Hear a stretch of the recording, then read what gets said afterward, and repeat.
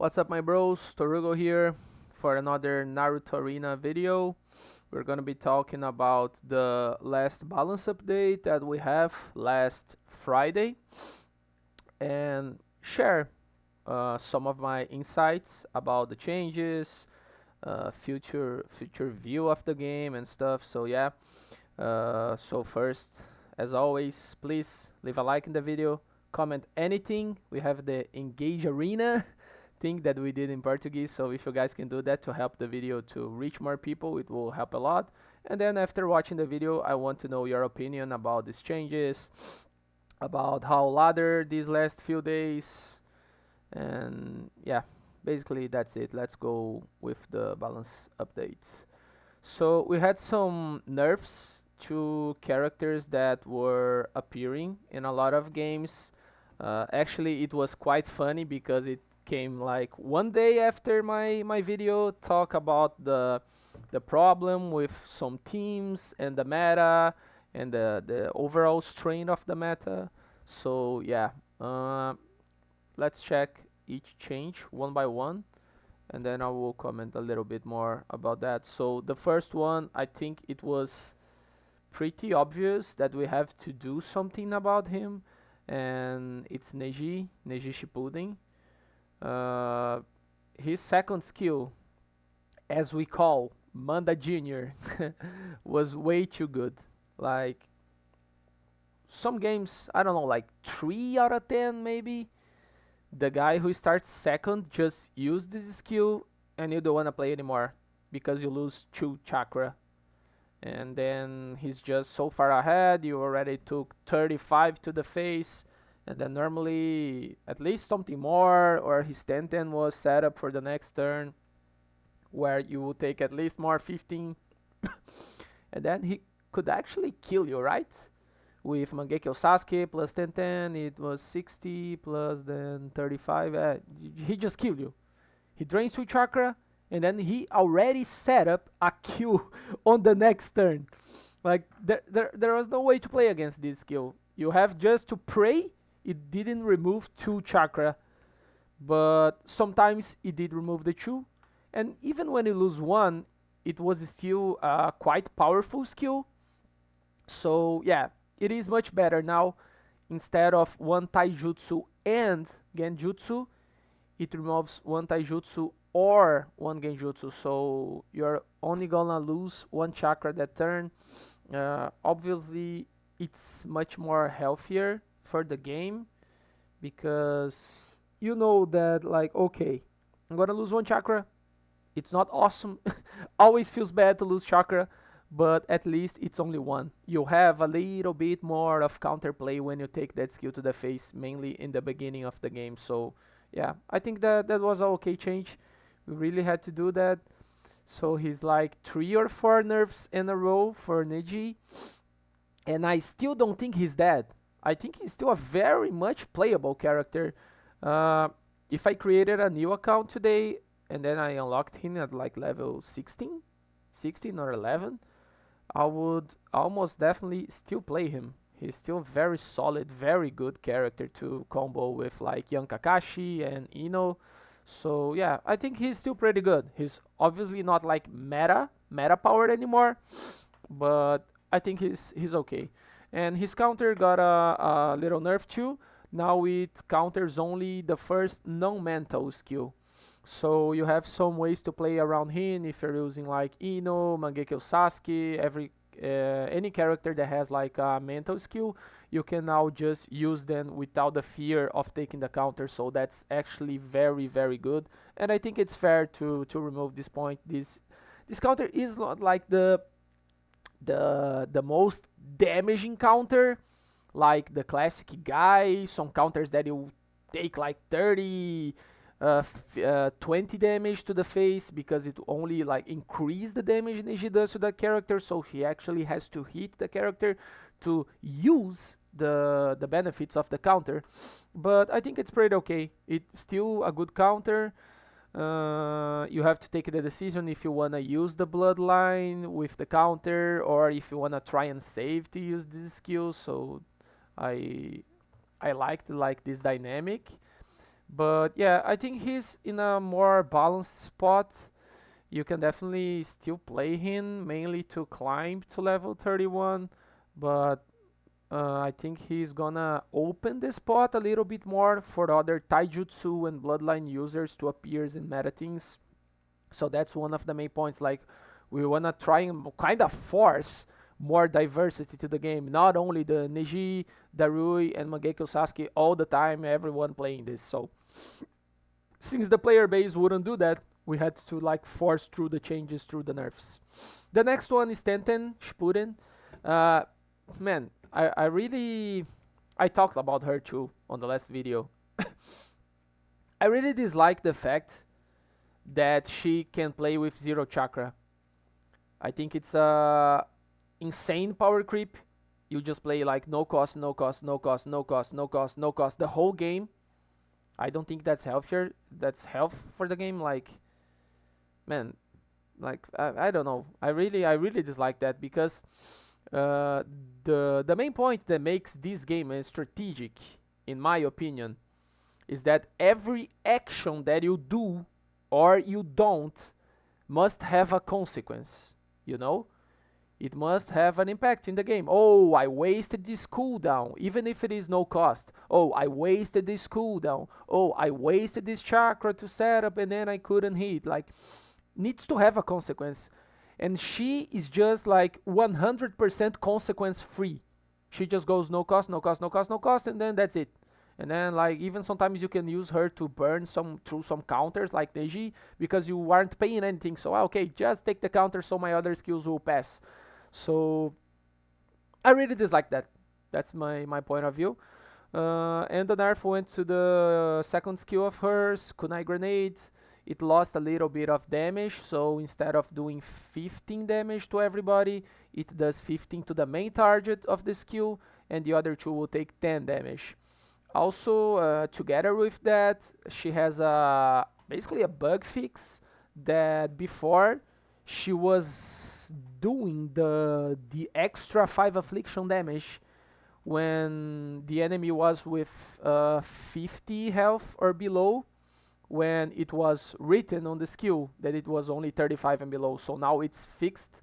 Now she loses that extra 5 affliction damage that is kinda clutch. So yeah, so she loses like 10 damage overall on the skill, and then possibly 10 to 15 extra affliction damage because now the targets must have lower than 35 health to trigger. So okay, I think she still works. She still works because no cost, no cost all the time, but she loses a little bit of power. Mm, let's see. Probably she will still appear. We have some changes that can make her appear more. That is Tayuya, that we'll talk about later. But okay, it was a decent nerf. She deserved getting nerfed. That's my point. Then we have Darui, another one that I talk about the video. It was actually the thumbnail of the video. Like the skill that is so cheap. One ninjutsu, you did 20 piercing to the other two. Now it's down 5, so it's doing 15 piercing to the other two. I still think it is an amazing skill.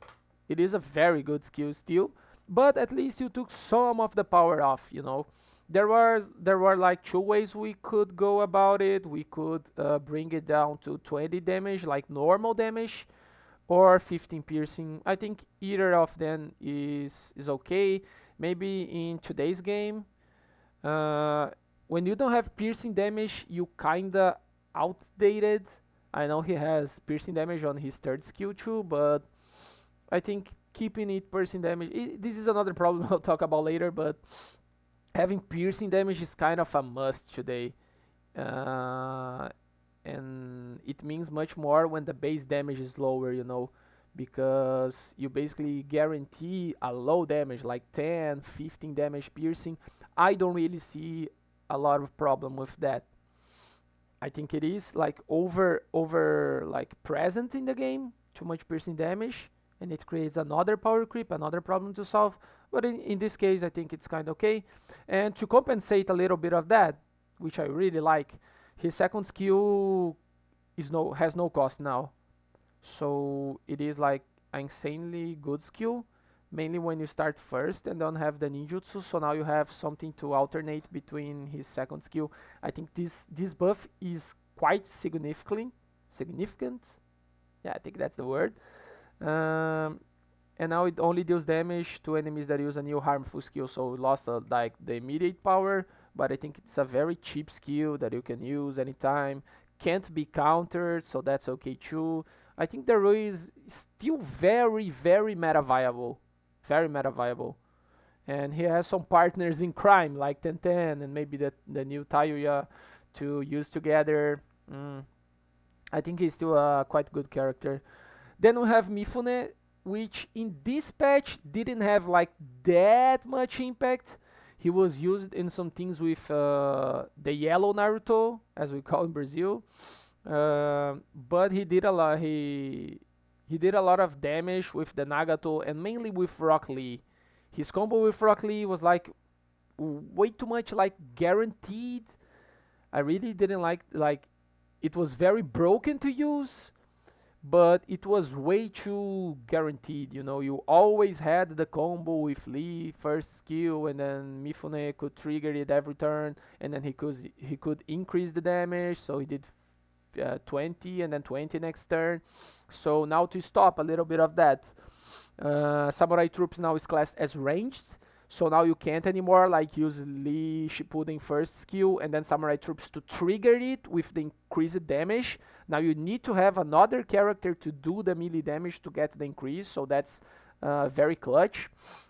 His second skill, which I thought it was really broken, used to ignore invul, now it doesn't anymore. You still get invul for physical skills for one turn, which is already a very good secondary effect, but I think this was a little bit too much for a skill that cost 1 random chakra, did 15 piercing damage, and then made you invul to physical for one turn. I think it was overtuned. And his third skill now is classed as ranged instead of melee. So now you can't use the 5+ damage from Samurai Troops. The only melee skill that he has in his kit is Yaito, his second skill. So to abuse like the +5 damage that you get, this skill is still pretty good. Gets you invulnerable to new helpful skills, which is absurd in some matchups. So I think pretty okay. The character, in my opinion, it's still very viable. He just lost some of his oppressive power. And then one character that kinda took the secondary, like the collateral damage, was the yellow Naruto, because you could buff basically everything with Mifune, with him. So we decided to nerf his alternative skills. So the main skills didn't get any change, any nerf, and then we nerfed the alternative. So basically every one of the skills lost 5 damage. 35, and this one, the additional damage from the counter got lowered from 20 to 15. That's pretty much it. I know he doesn't have like utility for the team, but he's still a very good damage dealer. You know, you can hit like 30 for 2 random plus 10 on some other guy. I think that's very cost effective. So I think he's still quite a good character. Maybe there will be some combos with him, I don't know, but I think he's in a fine spot right now. I don't know if we needed to do all these 3 together. Maybe this one, keep the damage. I don't know, it would be a way, but let's see. If he is weak again, we can then try and do some other changes, but I think he will be perfectly balanced right now. Then we have Hyuga Hiashi, basically changing kind of like the way the character plays. The best skill of him was the one taijutsu, one random one, for sure. And now it only removes chakra on the first turn. And instead of being any chakra, random chakra, it removes one taijutsu or ninjutsu, which could make the skill fail and not remove. But when it removes, you are for sure taking one key chakra out of the opponent pool. So I think that's pretty good. And the initial damage is now 25, but the other instance of damage, it will be only 20, and it will not remove the chakra, so it's okay. But to compensate a little bit, his AoE now makes him invulnerable for 2 turns instead of 1. This was a change that is basically reverted from past. When he was released, he went evil for 2 turns. Now only and then only 1, and then 2 turns again, which I think is pretty good, because now you can be invulnerable and still put a reflect on one of your allies.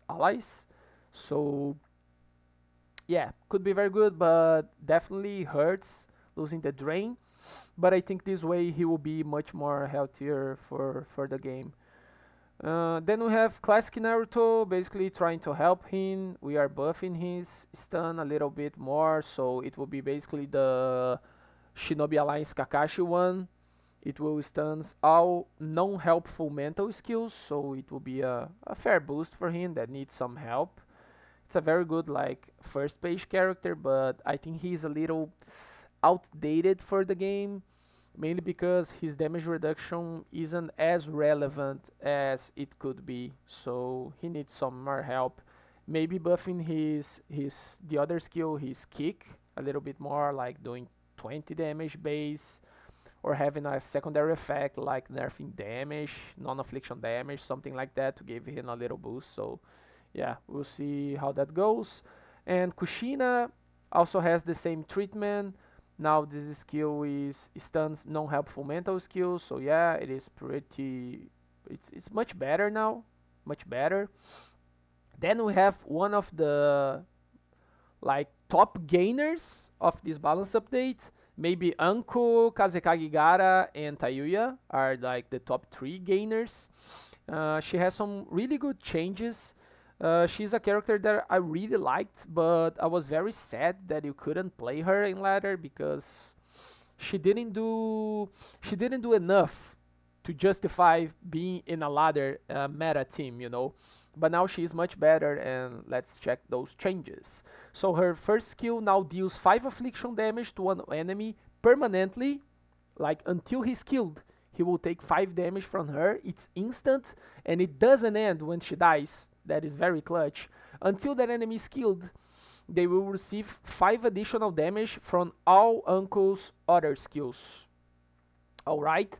And then it will be replaced by Dragonfire, that already does like affliction damage and has an effect that buff the damage of affliction skills, and this one is affliction. So yeah, she can do some chain boosting of herself to do a lot of damage with very little chakra. And the other skill that isn't here does 15 affliction damage. It is a random target, but yeah, it does affliction damage too.